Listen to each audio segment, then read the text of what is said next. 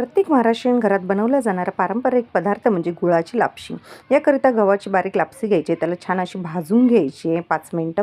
त्यानंतर एकीकडे ती काढून घेऊन एका पातेल्यात 2 ग्लास पाणी गरम करण्यासाठी ठेवायचे. दुसऱ्या कढईत मी इथे 2 मोठे चमचे तूप घेतलेले आहे, त्यात लापसी छान भाजून घेतलेली आहे आणि आपलं 2 ग्लास पाणी थोडं थोडं करून या लापसीमध्ये घालून घ्यायचं आहे. त्यानंतर झाकण ठेवून आपल्याला 10 मिनिटं ही लापसी शिजून घ्यायची. आता 10 मिनिटं झालेली आहेत.